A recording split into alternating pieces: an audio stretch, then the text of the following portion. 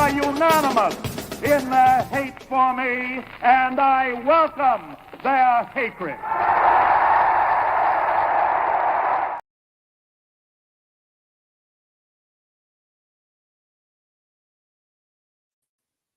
Hey everybody, this is Hater Radio. My name is Chris McLean. I'm here with my co-host Ian Gibson. How are you, Ian? I'm doing good, man. As good as I can be. Yeah, considering what happened. So obviously we're going to talk about that first. So let's dive into it. I was totally expecting like some effort this weekend, just a little bit of effort, but I don't even really want to talk about the game. Let's talk more about where the team is heading and the fact that, at this point, Billy Napier is essentially fired. And, this is just like, I don't know what we're doing right now. I don't know why they haven't fired him this morning. It's pretty much going to be the case, in the next couple of days. I'm thinking probably by I don't know, maybe next week. I don't know. They have Mississippi State this week, and then a bye week, and then UCF. So could be anywhere from those point in times. It doesn't matter though, because it's a $26 million buyout, which I think is the second largest buyout ever behind Jimbo Fisher's buyout. So it's a large buyout, but, it's clearly gone downhill. The defense it's a joke. I mean, that was a backup quarterback in this A&M game, and he had never played any action at all. And he looked like he was a savvy vet of an NFL veteran. And he just, picked apart the Florida defense, and he was running all over them. They couldn't stop him. And then, Florida's offense was so anemic at first. It was down 21-0 at half. I mean, I don't recall a worse half, maybe that Oregon State bowl game. But again, that's Billy's fault. So, I think for the longest time was willing to accept the bumps and bruises that were going on, because there was a lot of, talent deficit on the roster. But as the time has gone on, as we have gotten further and further away from Dan Mullen, it's more on Billy Napier, and it is clear that he's in over his head. The defensive and offensive lines are weak and ineffective. There's no pass rush and there's no protection for the quarterbacks. I know the whole thing coming into this game was Mertz or Lagway, and Mertz actually played better in this game than I thought he was going to play when he got called upon. But still, he had no time. He had a hard hit at one point that looked like he was going to get taken out of the game, and he still stayed in. Just a pathetic showing. I know you've called for it. You said it was going to be a 4-8 year, and Ian, you were right. You were right on the nose. It may even be worse than that, which is remarkable to say. As a Florida fan, it's just frustrating. And I know, on Twitter X, it's a big, back and forth about people being pissed off about this. It's it is what it is. As Florida fans, we've gone through this 5 times in the last 12 years or whatever it is.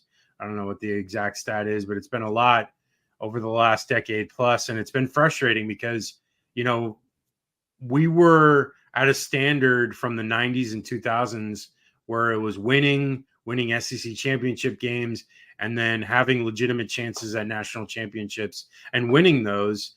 And then all of a sudden it got taken away. And now it's, this is even worse than that, because it's at least the last, Mullen beforehand, almost every coach seemingly got to the SEC championship game, except for Muschamp, but he was close in the one year that they went 11-1 in that regular season. It befuddles me to have the talent level, because there is talent on this roster. There's no denying that. And I'm willing to admit that, because there are plenty of people on this team that I can see making a difference if there is a coaching change, which there will be. And, it's frustrating because they should be playing better. The offense has a ton of skill players, wide receivers wise. They have a ton of guys. And yet on Saturday, one of the things that would stood out the most to me, I just saw the snap totals for different receivers and the walk-on Spirito, and nothing against him, but why did he have around 30 snaps when this game was still in question? And I don't know. I guess they were playing him because they were so far behind, but it's still it just blows my mind that you didn't give it to more to Aiden Mizell, giving more playing time. He's still a young guy. He's a guy that can show off, but he had 20 snaps. Should have had way more. Just a frustrating day, frustrating season already. We're 3 games in and the season's already over. And I'll put this posit out. I mean, I've seen it out there, but it's Urban Meyer is just, working for Fox right now. I know what would help alleviate some of these, bad blood with everybody is fire Billy, which they rightfully should do, but bring in Urban to be the interim coach. I'm sure he would want to redeem himself a little bit in Florida's eyes. And I think all of us would love to see it, just at least to try to resurrect this season. That's at 1-2, but you never know what could happen if you put in the right pieces. And, Urban is definitely a way better piece than, whatever interim coach that's on the staff right now, because I don't want Ron Roberts. He's obviously a terrible defensive coach. And, I think Dan Enos was mentioned. None of those guys. If I'm going to do anything, bring in Urban, let him finish off the year. I don't expect him to be hired as the full-time coach, but at least give us some kind of hope, because, we're 3 games in. We have 9 games left. I do not want to see a death march of being destroyed for 9 straight games. But Ian, your thoughts, and we'll move on. Yeah, I mean, I'm not going to be too long-winded with this because it's the same stuff I have literally been saying now for almost 2 years. I want to put this in perspective. When Napier does get fired, whenever it be, hopefully it's sooner rather than later, I got a text from my old video production professor who has literally watched the Gators since he went to the university in this Spurrier time. He said he has never seen a team looked this bad and this poorly coached in his entire time watching the Florida Gators. And that, and I've said that I think Napier's the worst coach since Doug Dickey in the 70s. Yeah, you did say that. You texted that to me. Well, I think it was the first game you texted. It was, because this is so here's the thing. Napier has nobody to blame but himself. And we wouldn't even be this upset. I remember there's a lot of people of other fan bases criticizing the Florida fan base for driving coaches out of town, in some cases rightfully so, but there is an expectation here that you need to improve, and the standard does change when you're the coach season by season. What Napier had to do, we understood, me and you both, and everybody knew Napier, from all the Muschamp, McElwain, and Mullen, Napier started more behind the goalposts than any of them. I was willing to give year one a pass. I was like, look, you don't have that great a talent to beat these teams, but even then there were red flags. Terrible game against Kentucky, lost to Vanderbilt after blowing out South Carolina, and every chance Florida State was giving you to win that game, you blew it. Year 2, same thing. Terrible against Utah. They somehow, pull a win out against Tennessee, and then they completely, I honestly said, in my head, that Arkansas game when they lost that should have been when it was curtains, because there was no excuse to lose that game. They had everything going for them, and they got in their own way. And that's the thing. Everything he has promised, has failed. There has been no difference from year 1 to year 3. They look the same, and they even look worse. That is more than enough reason to be kicked off the sideline, and more than a worthy enough reason for them to not even boo you on the field, but to boo your PSA on the Jumbotron. If I was there, I would be doing the same thing. And that's the thing, is there's no people can get on the Gator fan base for these expectations. And rightfully, I'm not expecting a national championship every year, but I mean, you're in year 3 of your rebuild, and I'm not seeing anything better with your play calling. The hot potato between Lagway and Mertz and when to insert them was completely terrible. Same thing with, you should look from now on, if there's only going to be one thing, just start Lagway. I appreciate Mertz and everything he does, but Lagway is going to be your best chance to win these games. Mertz doesn't give you the same chance Lagway does.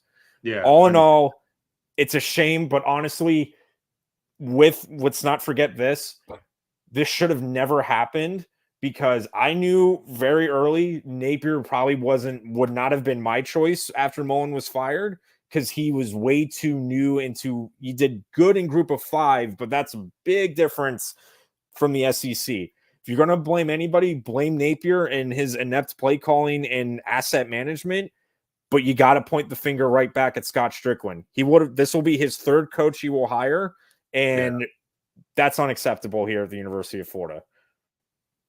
Yeah, and I think that is going to be what happens, because it just seems likely that they're going to clean house, because, you do get like 2 opportunities as an athletic director to make it right on football hires, but like 3rd chance usually doesn't happen. Like usually when you strike out 3 times, you end up being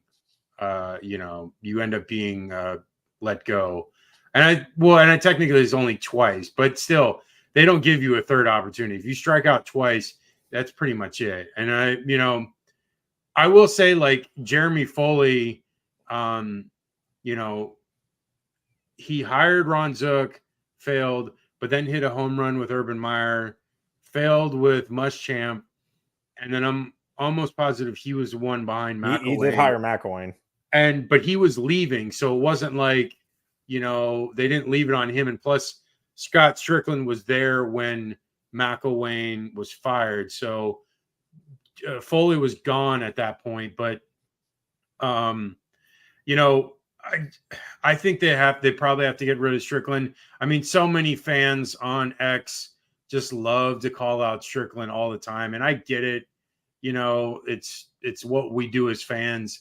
The fervor was a little like outrageous and psychotic in some ways, and I just really I kind of distanced myself from it, because it's just like I don't know what to really make of it. He struggled with his Mike White hire, but then he got Todd Golden. Golden seems to be turning it around. The baseball coach is doing well. He wasn't the head coach, he didn't hire the head coach for the baseball team, the manager, but I don't know. I know there's records out there saying how putrid Scott Strickland's hires have been. Yes, I think as a collective does not look great. I think because football is the most important hire, and if you failed twice already at it, that you don't get a 3rd opportunity. It's just seemingly what happens in every administration throughout the land of college football. So it seems likely that is probably why there's a delay, because there's a whole apparatus that needs to go. They need to get like a GM. They need to do like football operations stuff. They need to like really like make a vast hire here. And it's not just firing the head coach. There's going to be a lot of stuff going on. So maybe that's why it's going to take a while. But I was going to say, the high water mark of Billy Napier's career was literally that first game against Utah. And that was it. They won that game, and I was sky high. I was like, oh, they won. But I think I remember after the game, people talking about how it was like fool's gold. And I didn't listen. I was just so excited because Anthony looked so good, and I was like, oh, this is great. We beat a top 10 team. They ended up winning the Pac-12 that year. So it was like kind of a really big win, especially to start his tenure. And it just, everything from that point on, I think he ended up going like, I think he won like 10 more games after that or something like very low. And it's like 10 or 12 more games. I don't know, something very low. And like losing. It would have been, so he's won 11 so far. No, Or 12, because he won the one last week. So that would have No, been more than that, because he won 6 the first year, 5. No, you're right, 12. So it's 12, and then he lost 7 last year, 14, and then 2. So he's lost 16 so far. So it's 1-12 and lost 16. So that point on, from that win, he went 11-16, and it's like, I don't know. I'm frustrated as a fan. I'm frustrated as like enjoyer of good football, because like growing up, Florida always played good football. There were frustrating losses, but they always played well enough to win. And they always were like well coached. Even under Urban Meyer, they were well coached. And, it's just seemingly since Muschamp, the offense has been kind of whatever, except for the few good years with Mullen as the offensive coach. But then the defense, the last like 5-6 years, has been non-existent, which that was a crucial part of the identity of Florida football. And now that is completely gone, both identities. So this is a completely identityless team that is not good on offense and is non-existent on defense. So you have something that is just a blase, show up, get your butt kicked every week. And it's like, it's not fun to watch. I mean, I know I told you yesterday, like, I didn't even watch the defense after they got the game to like 20-7, because I knew they were going to like let them score. And they scored really the next play after getting the ball, as Texas A&M got the ball. And I was like, this is disturbing. Like, it really is. Let's move on, because I could go on for this for hours. Okay, so we're going to do a quick rundown of the week 3 games, and then we'll get Ian out of here because he's got somewhere to be. Okay, Arizona State, Texas State, back and forth game. Texas State went up early, and then Arizona State came back. Jordan McLeod looked really good in this game. He had really good numbers, 268, 4 TDs, had a pick.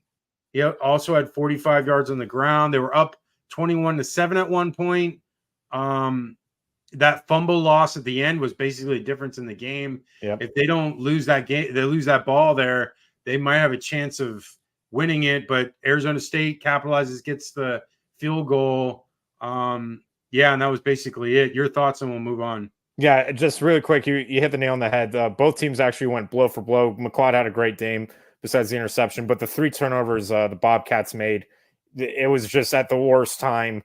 And Arizona State was able to exploit that Texas State secondary and was able to pull out in the end. Okay, Arizona, Kansas State. Now, this is a sneaky good Kansas State team. They beat Tulane in New Orleans last week, and they come back beating a pretty talented Arizona team that is finding its way with a new coaching staff. But, Johnson looks great. Avery Johnson, can run the ball effectively. He's fast. They were up 28-7 into the 4th. They were pounding the ball big time, 235 yards on the ground to Arizona's 56. There was a punt return for a touchdown as well. This is a team that definitely is going to contend for the Big 12 championship. And then more than likely, if they keep things going, they have a chance of getting in the playoff, which I like their chances at this point, Kansas State, because even if they lose a game or two, I still think they're going to get in. They might even get like an at-large bid, if they don't win the Big 12 championship. But look out for this Kansas State team. Really effective, really good passing game, just efficient. Your thoughts, Ian? Yeah, it's not only the fact of how they use Johnson, not only through the pass, but through the RPO game. It's also the fact, and this is something that has gone back since the Bill Snyder days of K-State. getting points without the offense. They returned that punt return for a touchdown of 71 yards. Last week, they had the touchdown off the fumble. Those are huge because that takes a lot of pressure off the offense and having to score. And K-State did it again this one, and that's something they need to keep continuing throughout this year. Yeah, this Kansas State team is dangerous. Look out for them going forward. Okay, let's move on to Alabama, Wisconsin. Started off slow. Alabama looked like they were going to just sleepwalk into this game. It was 11 a.m. kickoff in Madison, Camp Randall. And, you know, who knows? Because Wisconsin's defense has been known to be decent over the last 10, 15 years. But Luke Fickell has taken over, so I don't know how good they are now. And, you know, once the dam broke, it was pretty much over for Alabama, for Wisconsin. And, you know, Tyler Van Dyke got hurt early. It was a beatdown. Wisconsin's just not on the same planet as Bama. Total yardage wasn't that much of a difference, but this game was never close because Alabama was able to take advantage of their opportunities while Wisconsin wasn't. What are your thoughts, Ian? Yeah, same thing. They were able to take advantage when Van Dyke went down, and they just never looked back. Once Van Dyke went down, there wasn't a whole lot that Wisconsin can do because he was the glue to that offense, especially in the passing game. And the defense just took advantage of it. I know they got the 2 turnovers, and Milroe, you know, did a good game. Wisconsin's very like centralized in the box on defense, so all he had to do was just run to the outside, and he could, you know, find either open receivers or get the first down that way.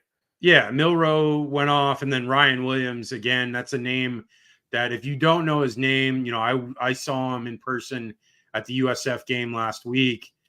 Kid's 17, will be 17 throughout the entirety of this season and should be in high school, but just destroying people out there. Kid is super fast, great hands.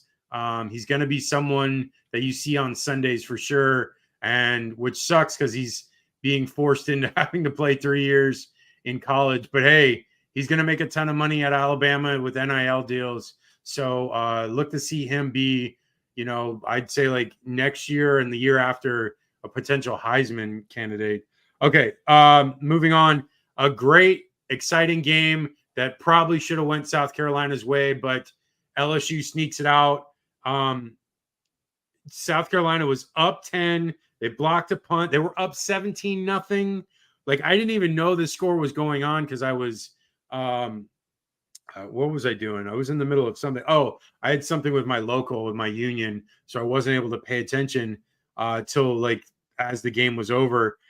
Sellers made a huge play, a huge touchdown run, but he went out. But LSU's run game was very effective in this game, and they were getting up huge chunks and keeping them in this game. Back and forth game. You know, LSU went up 29-24. Then Rocket Sanders had a huge TD run, put them back up 30-29. A fumble lost, recovered by South Carolina, leads to a field goal. LSU goes down and gets a touchdown. They're up 36-33. And then a last-second field goal by South Carolina goes wide left. And just a crazy game. Like, there was like a pick six that was called back because of a personal foul that was like just the player blocking Nussmeier. And I just don't understand. Like, they literally don't even treat quarterbacks like players anymore. They're basically, you know, not like they shouldn't even be touched, which is like, I mean, I know it was a little excessive, but honestly, he was making a block because the guy was going towards the player. So like, he needed to make the block. I don't understand it.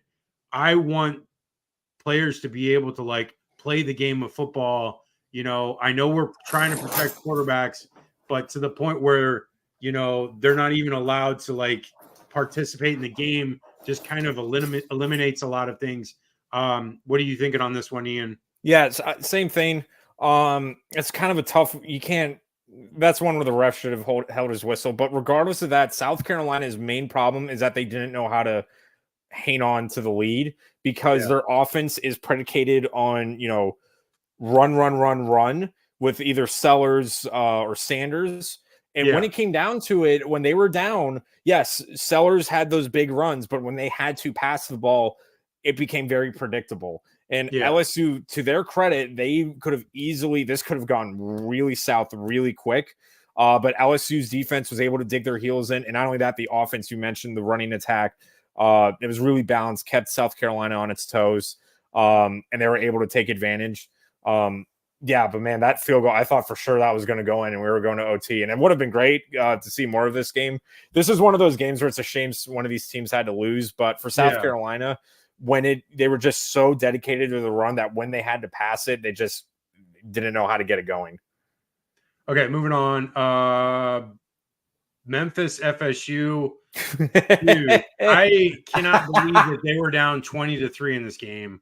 And I'm even surprised that they got to a point where they were 20-12. Like, it was a one-score game and they had the ball last, but just pathetic, man. I mean, the Memphis's tight end was killing them. The entire highlight reel was just nothing but him making plays. And I know their linebacking play is terrible because I watched all of the BC game and all of the Tech game. So Florida State is defensively probably just as bad, maybe worse, because like some of these teams that Florida State's playing are not very good. At least like Florida played Miami, which is probably a decent team. Texas A&M, who knows if they're a good team or not. But either way, just this defense, Florida State does not look good. And DJ Ugalele, just terrible. And, 0-3 start. Just, it is, what the funny thing is, their buyout for Mike Norvell is like way higher than what Billy Napier's is. So it's like they're almost stuck with him for at least this year and next. So like, unless he turns it around, which at this point, I really don't envision it getting better because their recruiting has not been very good, considering last year they went 13-1 and they couldn't get like anybody to get on board. And so they are at this point where now they're stuck with a coach with a huge buyout. I think it's in like the 60 million range. And, they have no other choice. They have to stay with this and they have to hope that they get out of this. Their schedule is not helpful either, because there's still like a couple of games that are really tough. Miami for sure, and I believe Clemson as well. I think they have Cal, which Cal beat Auburn, so there's a chance that they could lose. They could lose the Cal game, and then they're 0-4. Which, whoa, if they're 0-4, man, oh man, that is not a good look. Your thoughts, and we're gonna move on. Once again, this has been the thing. It's not only the fact of how inept the offense has been, whether it be like the passing play or just, the fact that nobody has good ball, sense or control. It's that the defense, again, can't stop the run, and they can't get off the field. Memphis had almost 40 minutes of possession time and outgained Florida State by almost 100 yards again. Florida State, again, multiple turnovers, the fumble on the second play of the game. I know Ugalele threw an interception. It was just, I remember saying in preseason, the Florida State, there's going to be a drop off because there's not as much cohesion as there was with this, but this is beyond unacceptable. Like for this one, like, this team is better on paper than Memphis. So the only excuse is that they are getting outcoached against Memphis, who you just hired. Norvell should know because he's from there. So I literally, one thing as a Gator fan, I'll say that was at least the saving grace that us and Florida State can have like the mid-off bowl in November. Oh God. But I literally cannot believe I will say, I have never there were years like 2017 or so. Yeah. This is the first time in my lifetime where I have seen both of these schools as down as I have ever seen them at the same time. It is insane. Okay, moving on. Boston College, Missouri. Really good game, back and forth. Castellanos had a pretty good game, but had a couple of picks. Brady Cook looked really good. Luther Burden had a really good game. Missouri passes their first test like we thought they would. They had 440 total yards and were pretty balanced. 22 first downs and 11 of 19 on third down. They're just a better team than Boston College. I know Boston College had just beaten Florida State, but this Missouri team is way better than Florida State, and there's just way more talent on this Missouri team.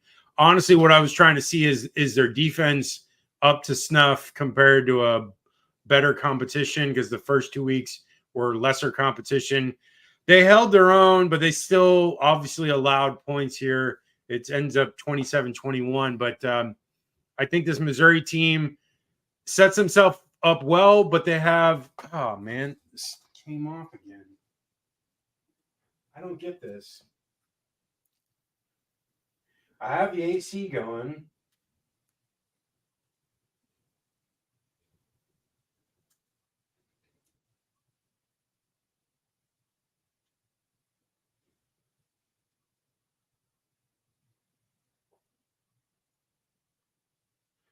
I don't know what's going on. Why this keeps. This is annoying.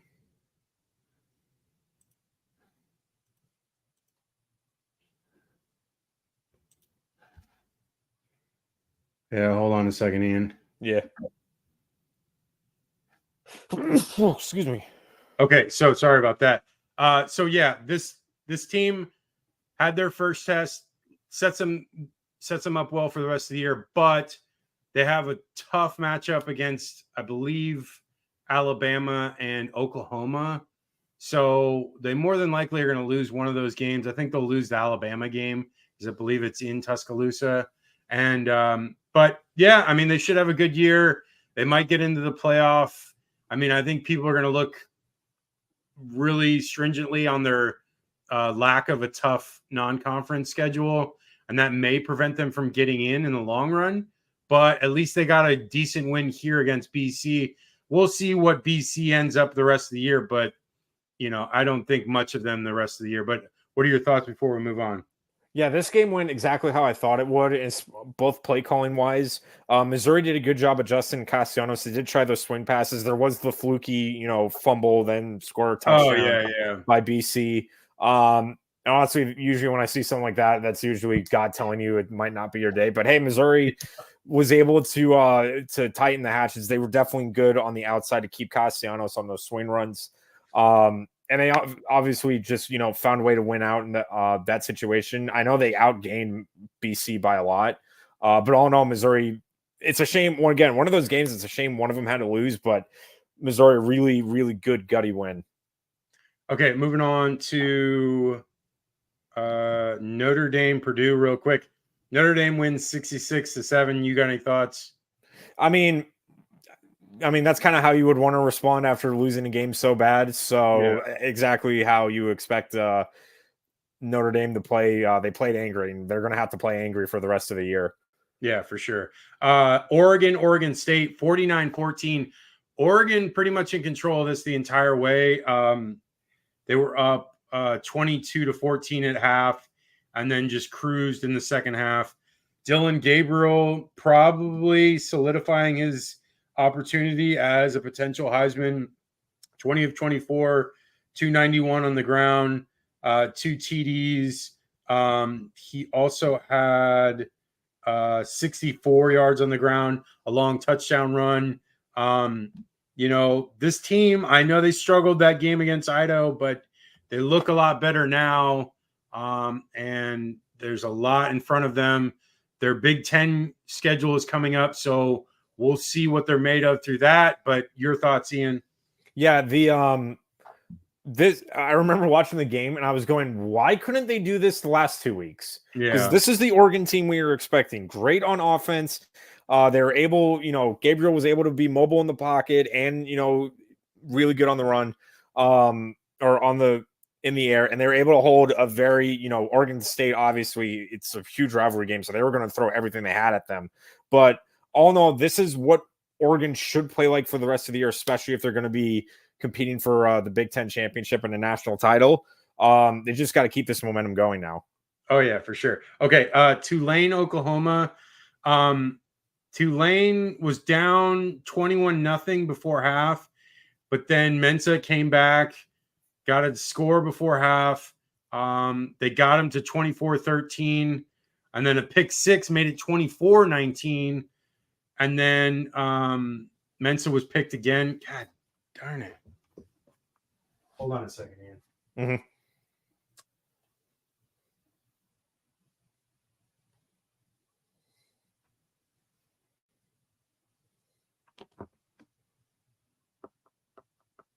Yeah, and then what was it?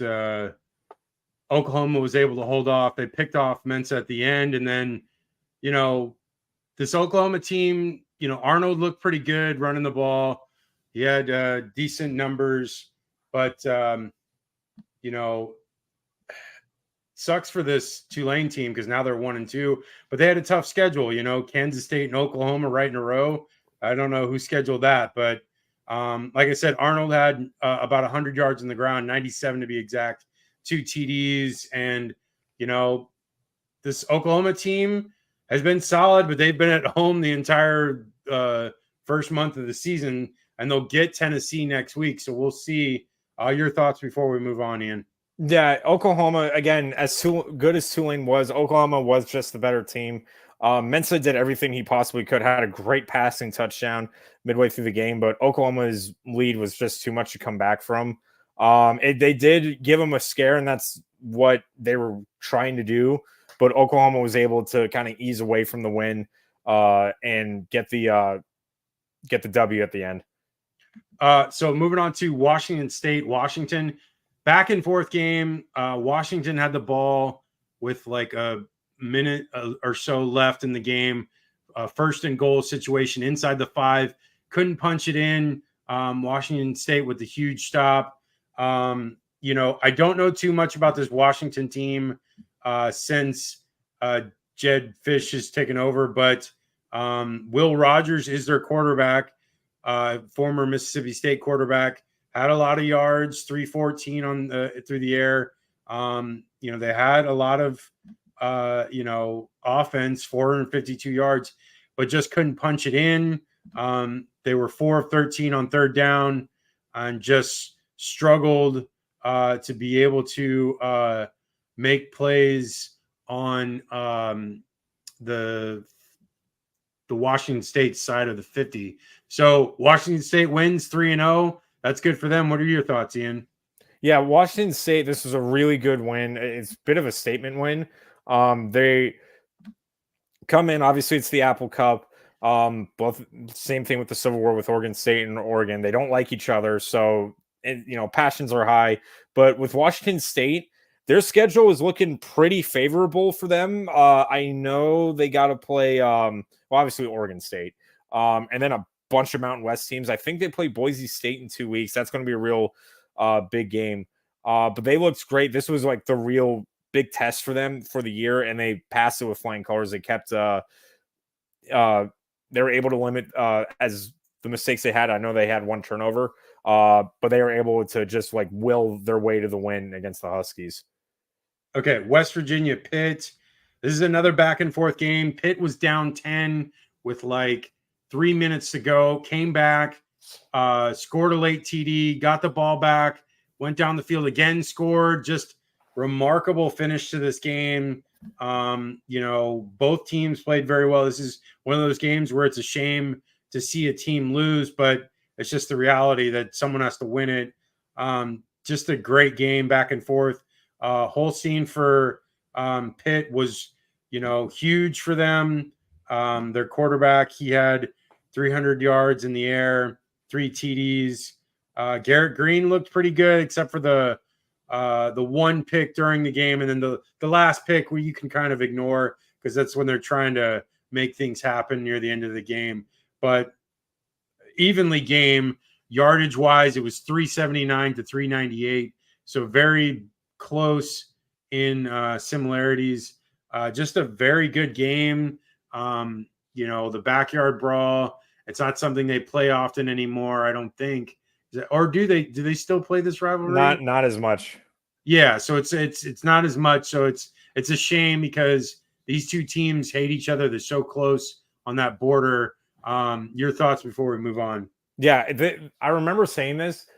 This game, like the one before it, is another example of I don't care what conference these two are in or what their schedule is. They need to play each other every year. These games are great. It's all good for college football, good for both programs. When you have teams that are this close and hate each other this much, it's going to be fireworks. And this was another one of those games. Holstein had the best game of his career by far. Like you said, the over 300 yards passing, the touchdowns, and he ran in the game-winning touchdown.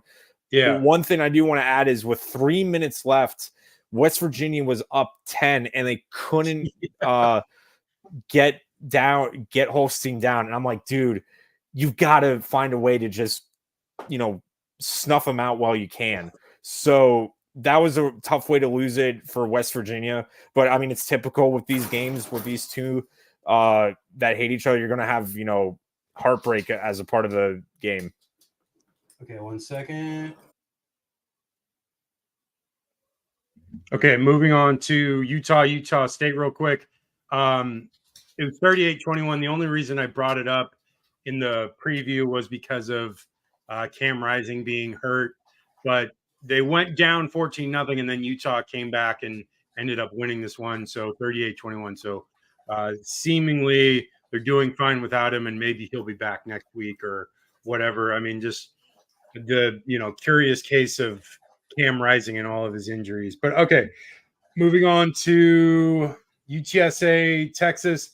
Another one I don't have too much on because I didn't really think it was that big of a game because it was a blowout, 56-7. Your poor Roadrunners. Yeah. But Arch Manning actually came in because Quinn Ewers got hurt. Looks like an abdominal injury. But Arch Manning went 9 of 12, 223 for 4 TDs, and he had a long touchdown run as well. So I don't know. I mean, I still like Quinn Ewers. I would play him if he's healthy. But these people definitely want Arch Manning for sure. But we'll see. Okay. USF Southern Miss. Now this game I didn't get to really watch because it's on ESPN Plus. I just was keeping track while I was playing basketball. And,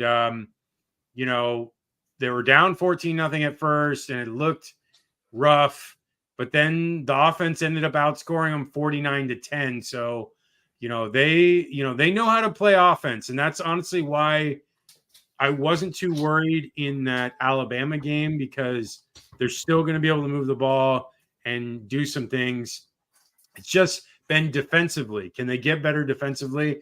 And I think they did show that in this game. They made some stops. They got some turnovers, which they've been a huge turnover plus team lately, which is great because that makes a huge difference in a lot of these games, especially closer games. I love this offense. I'm glad Alex Golish is here at USF. Byron Brown had a huge game, 19 of 29, 193 in the air, and I think another 72 on the ground. He had 3 total touchdowns. Kelly Joyner had a huge game, 2 huge TD runs. Naquan Wright had another huge game, a touchdown run. So 2 running backs over 100 yards. Sean Atkins had a really good game, 87 receiving yards. Just an overall good game. They were pretty dominant second half. Southern Miss didn't really do much. USF with 562 total yards, 369 on the ground, which is just crazy. 27 first downs, just remarkable. 81 total plays.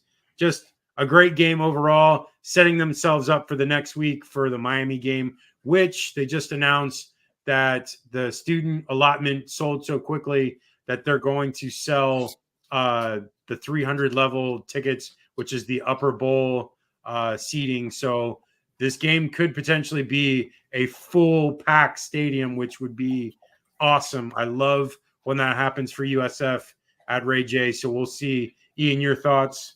Yeah, I remember when they went down 14-0 and the offense was kind of stuck in the mud, and I got really worried that this would be kind of a copy of the UAB game from the year before. But luckily, what this team has showed me, at least with this one, I remember saying Southern Miss was a big game because that's the most like on par opponent, because you open with Bethune-Cookman, that's a layup. Then you got to play Bama. Not really the most like really measuring stick kind of game. But Southern Miss was, and Southern Miss came out and jumped on them early. Luckily, they were able to wake up. It looked like they were very anemic early. They were able to come back, and the offense got rolling, especially on the ground on those sweep plays, read options, which I've been waiting to see this year, and they finally broke them out, and they were effective.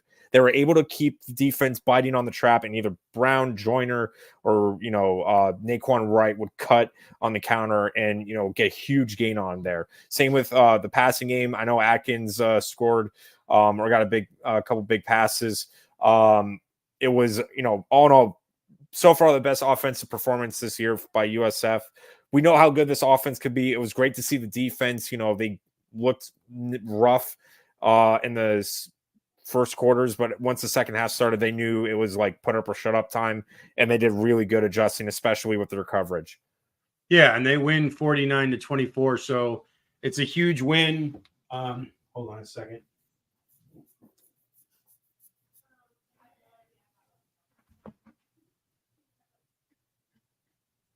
Huge win for USF, and obviously setting up next week, which I'm excited about because Miami's number 8 in the country as of right now, and it's a home game. There should be a lot of juice for this game. Byron Brown is going to be ready for it. Byron Brown against Cam Ward.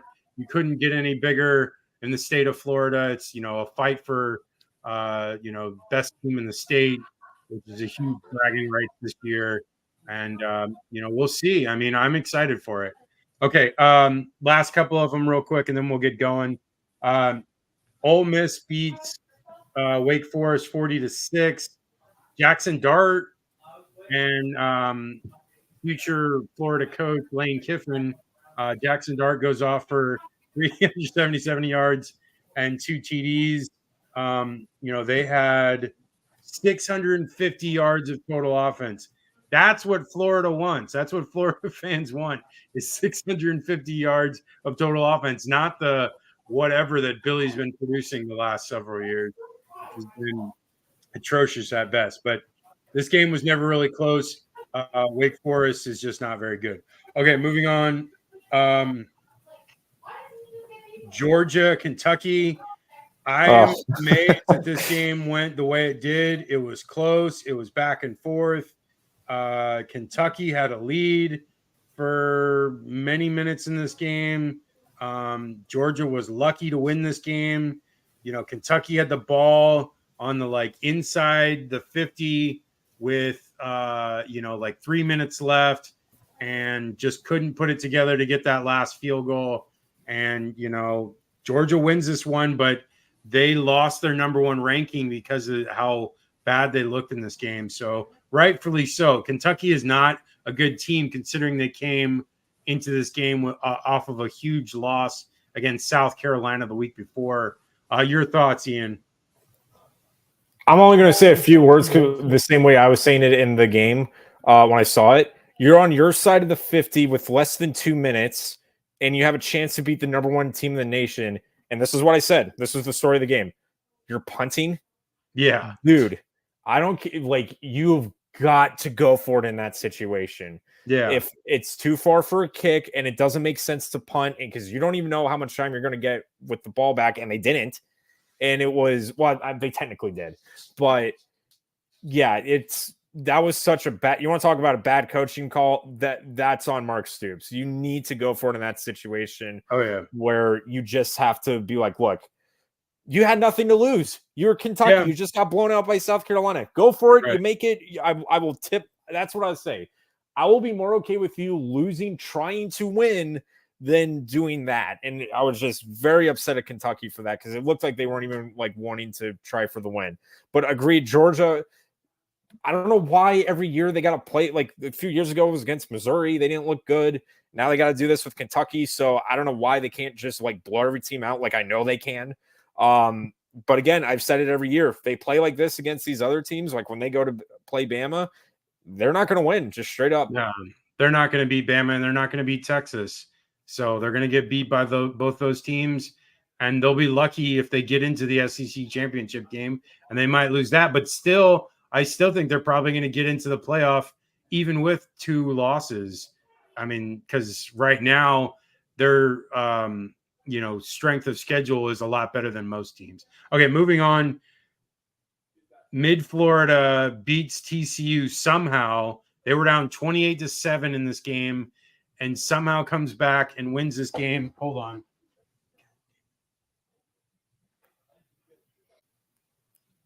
Okay, so Central Florida comes back and wins this one.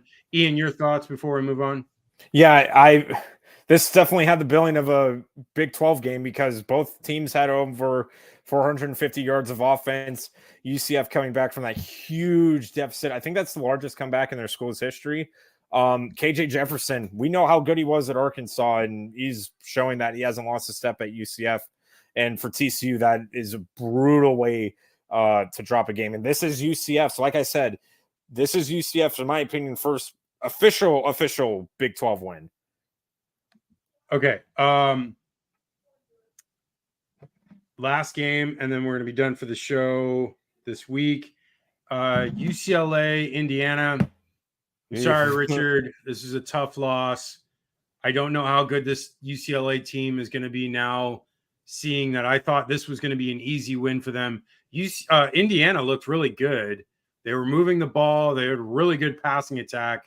They were really efficient. And that's where I thought UCLA was going to be strong, was their effectiveness against the pass. They're rushing the quarterback, forcing the quarterback into mistakes, but they could not stop them. And Indiana wins 42-13. Just a rough game all in all for UCLA. Ethan Garber's 137 yards, just terrible.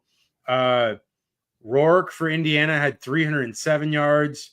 Indiana just moved the ball at will, and UCLA only had 238 total yards. Just a rough go. This doesn't look good for the rest of the year.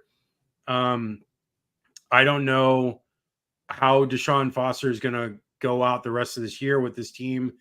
Hopefully he can turn around if he can figure things out. I feel bad for the offensive coordinator, Eric Bieniemy, because now this doesn't look good. And, they're not trending up. They're definitely trending down. And it looks like it's going to be at best a 5-7 season.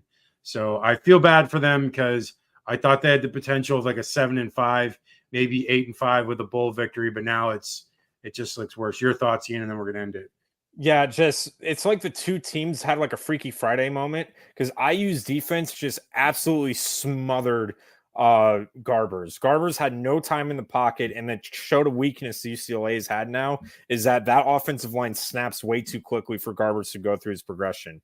And now if you're going to have to adjust, and that's something we did not see throughout the game, which is on the coaching, is that you cannot hit those, home run plays. You have to go to either screens or, quick passes. And they just didn't. So really tough loss for UCLA. They got a lot of soul searching to do.